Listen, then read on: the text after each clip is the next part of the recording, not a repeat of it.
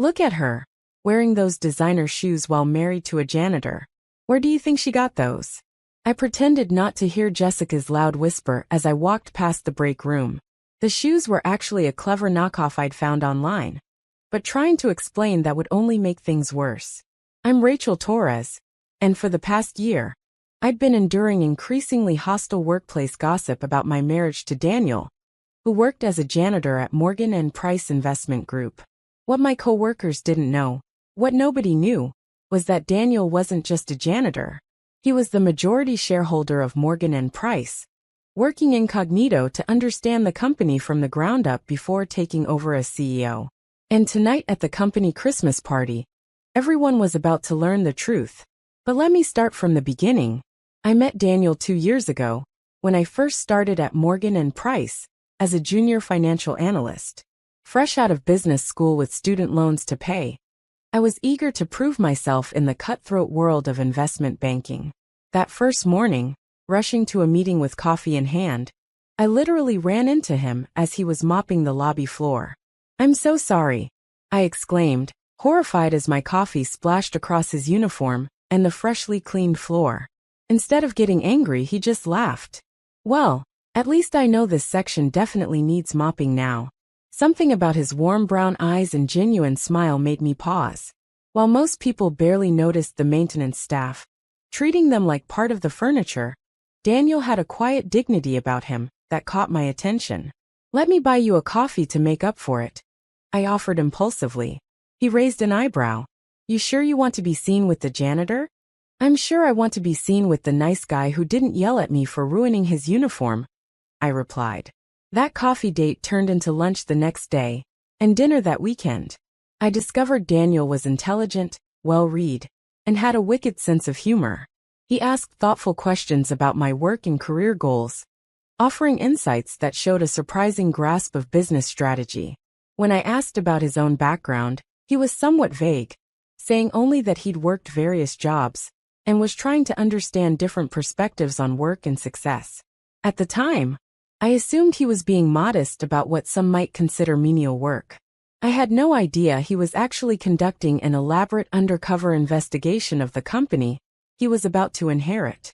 You see, Daniel's grandfather had founded Morgan & Price 40 years ago, building it from a small local firm into a national financial powerhouse.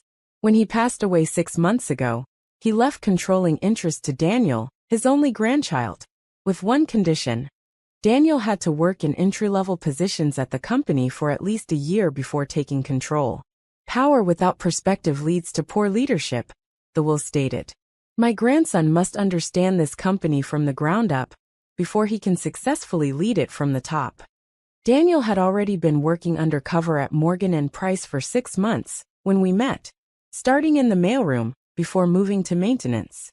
He hadn't planned on falling in love, but as our relationship deepened, he struggled with when and how to tell me the truth. Meanwhile, I was falling hard for this kind, intelligent man who seemed content with his simple life. When he finally told me everything, showing me the documentation and explaining his grandfather's wishes, I understood why he'd kept it secret. More importantly, I respected his commitment to honoring his grandfather's wisdom. We married in a small ceremony 4 months ago. Daniel asked me to keep his identity secret until his mandatory year was complete, wanting to finish his grandfather's challenge properly. I agreed, though I had no idea how difficult it would be to face daily criticism and gossip at work. The comments started small at first, subtle digs about my interesting choice in marriage partners, but they grew increasingly mean-spirited as time went on. "I just don't understand it," I overheard Amanda from accounting telling a group in the break room. "Rachel's not ugly, she has an MBA, and she still married the janitor? There has to be something wrong with her." "Oh, there's nothing wrong with her," Jessica replied with a smirk.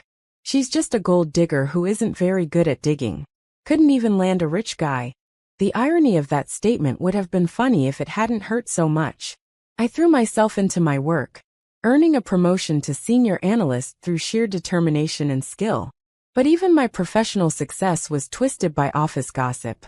"She must be sleeping with someone in management," Jessica speculated loudly after my promotion was announced.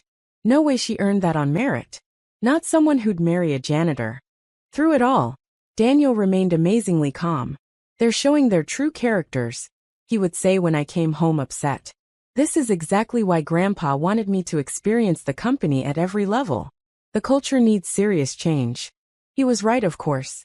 The toxic elitism that led my co-workers to look down on maintenance staff was the same attitude hurting company morale and productivity. Daniel was gathering notes on everything, planning sweeping changes once he took control. Finally, the day of the annual Christmas party arrived. Exactly 1 year and 1 day since Daniel had started his undercover journey. The company had rented the grand ballroom at the Riverside Hotel, sparing no expense on food, drinks, and entertainment. I arrived early, wearing a red dress I'd splurged on for the occasion. Jessica and her crowd were already there, cocktails in hand. "Oh my God, is that Valentino?" Jessica gasped, recognizing the designer. "How many months' salary did your husband have to spend on that?" I smiled serenely. "Daniel has excellent taste." "The janitor has taste in Valentino?" Amanda snickered. "Right. More likely she's got a secret sugar daddy." I checked my phone, seeing Daniel's text that he was in position. Right on schedule. Richard Morgan, the interim CEO and Daniel's grandfather's oldest friend, took the stage. "Good evening, everyone. Thank you all for coming tonight. As you know, this past year has been one of transition for Morgan and Price, following the loss of our founder, William Price. Tonight, I'm honored to announce some exciting changes for our company's future." The room quieted as Richard continued. William had a very specific vision for who should lead this company forward. He believed true leadership requires understanding every aspect of a business, from the ground up. That's why his chosen successor has spent the past year working in various positions throughout the company, learning our strengths and weaknesses firsthand. Confused murmurs spread through the crowd. Jessica turned to me with narrowed eyes. "Did you know about this?" Before I could respond, Richard dropped the bombshell. "Please join me in welcoming our new CEO and majority shareholder, William's grandson, Daniel Price." The maintenance door opened, and Daniel walked out. Not in his usual janitor's uniform, but in an impeccably tailored suit. The room erupted in gasps and shocked whispers as he took the stage.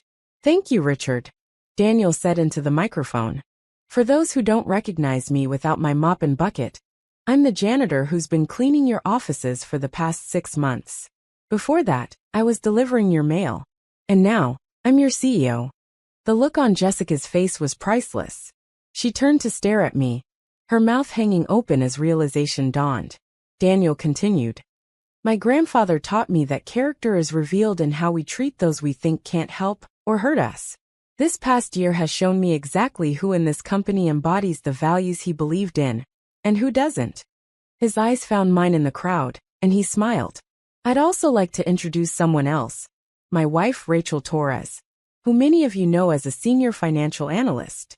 Rachel has demonstrated exactly the kind of integrity and work ethic this company needs, succeeding despite facing ridiculous prejudice and gossip about our marriage."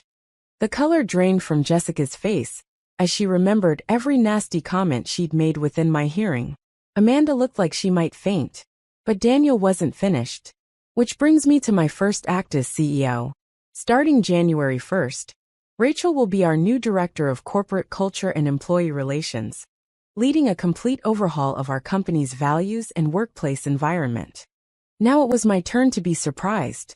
We'd discussed the problems with company culture, but he hadn't mentioned this position.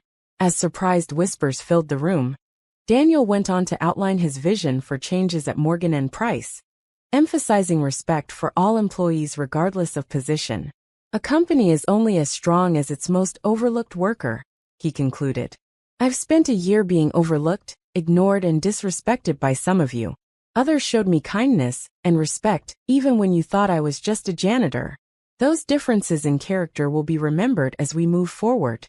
The rest of the evening was surreal. People who had never given me the time of day suddenly wanted to be my best friend.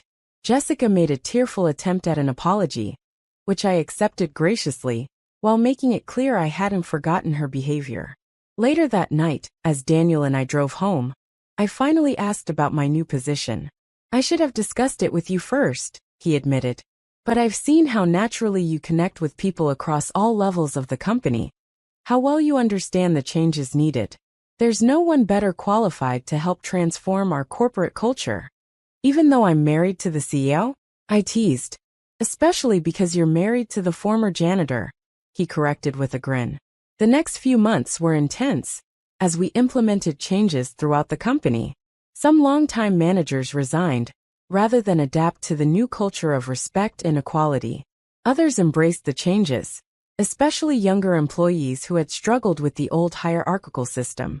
Jessica and her core group of gossips found themselves increasingly isolated as their toxic behavior became unacceptable under the new standards.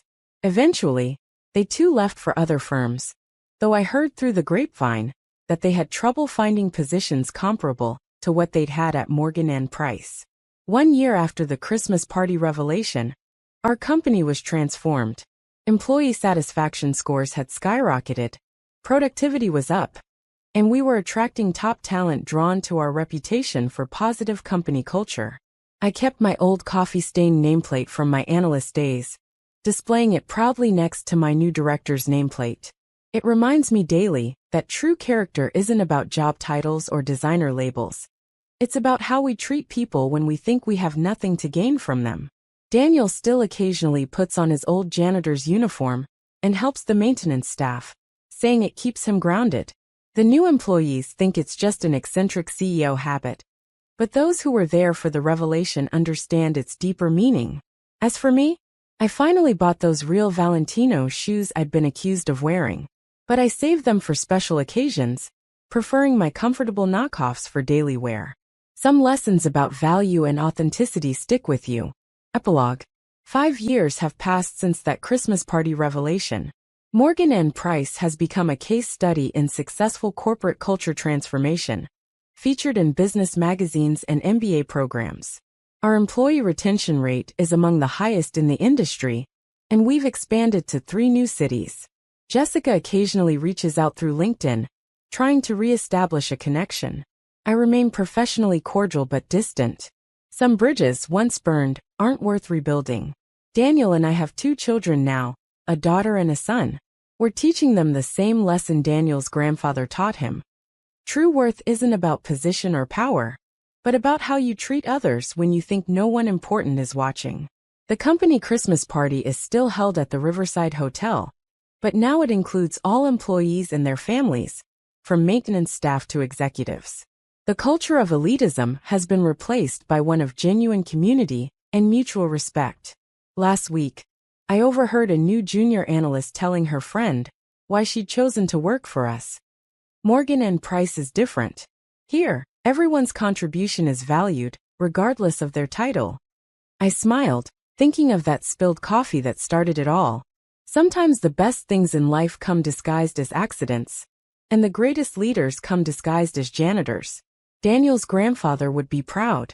Morgan & Price's transformation didn't just change one company. It started a movement in the financial industry. Other firms began implementing similar programs, having their executive trainees work in entry-level positions before advancing.